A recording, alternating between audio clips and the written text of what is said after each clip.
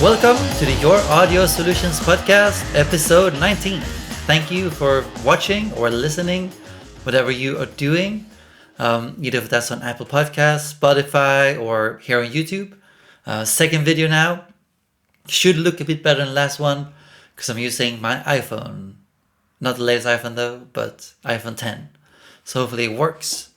Today I want to talk to you about if you should join a mixing service like SoundBetter, Fiverr, whatever, or if you should start your own mixing website.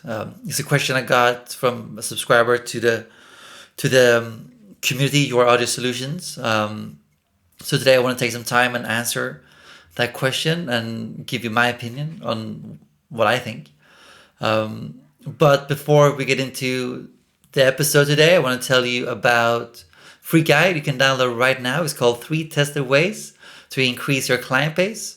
And I made this guide for people basically who wants to increase their client base, either if you're a home studio owner or you work in a professional studio, and you want to increase your client base by reaching out to people online or building relationships in the real world that can be profitable. Check this guide out. I think it'd be really beneficial for you.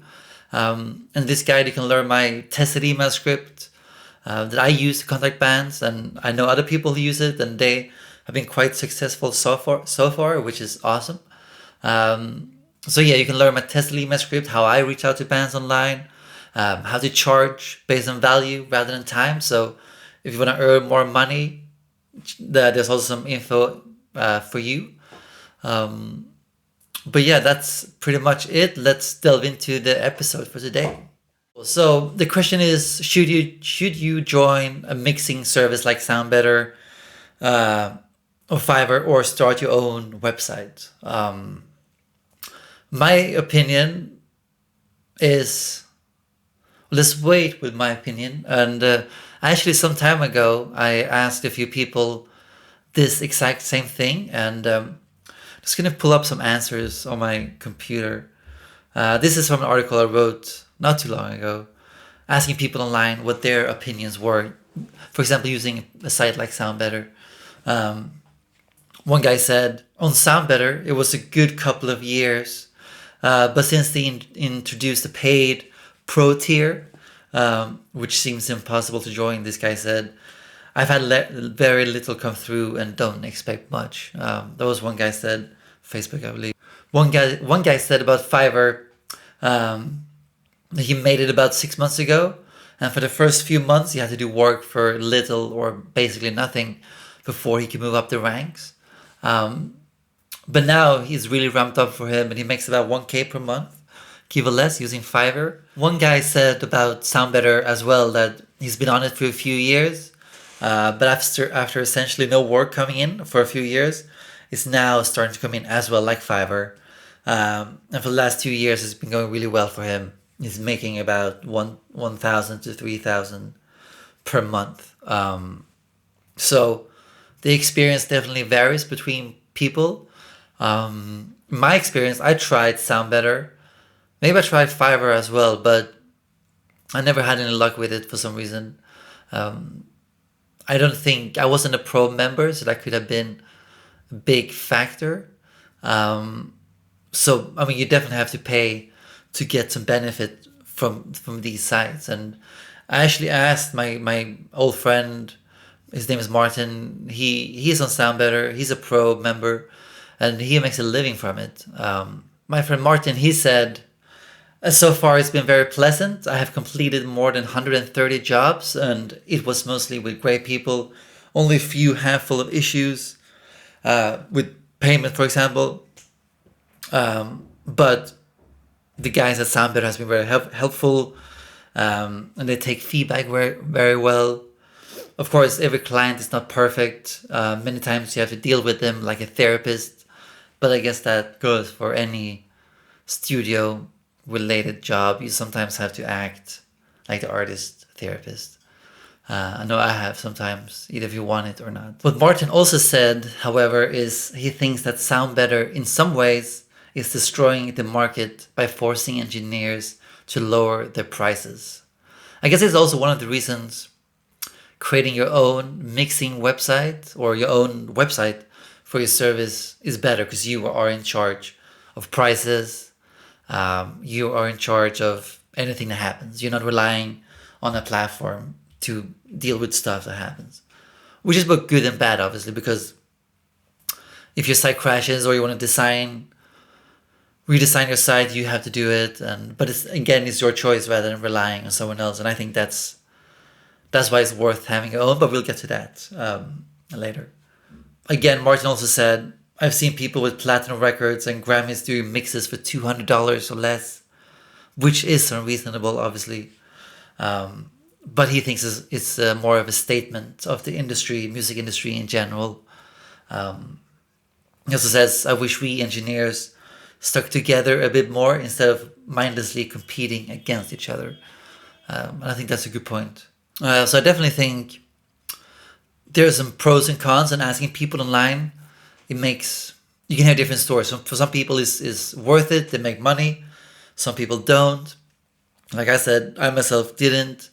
And I want to get into why I think it's more worth creating your own website for your own services. And on the top of my head, it's obviously things like, excuse me, prices. You can set your own price. It's on your terms. You had the creative. You're in charge of all the creative stuff related to your website, how it's going to be designed, how people are going to navigate.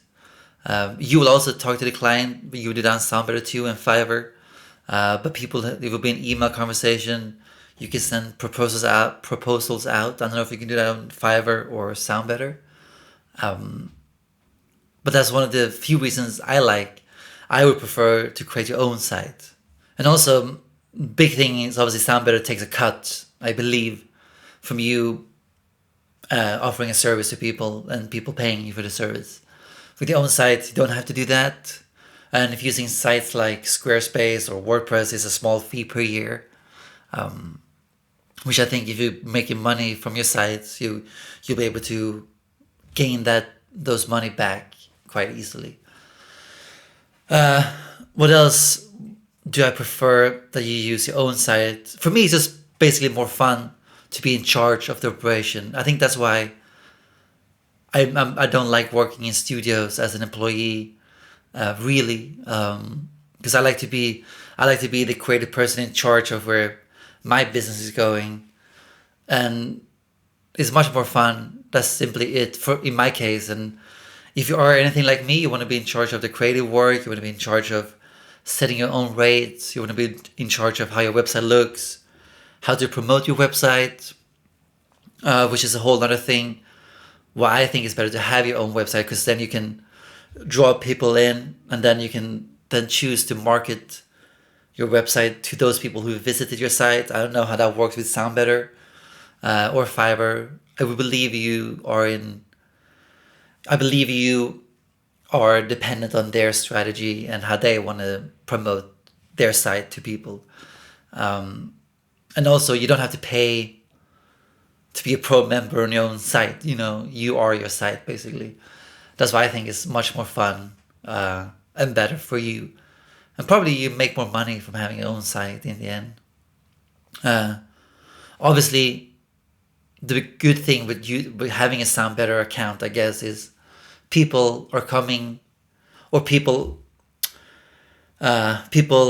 can maybe more easily find you in the beginning, because when you start your own website, it's a whole promotional thing you have to go through. There's no visitors to your site. I don't really know how many visitors SoundBetter have. Actually, let me check that out. Okay, so it turns out they have around 300,000 visitors a month, which is quite a lot.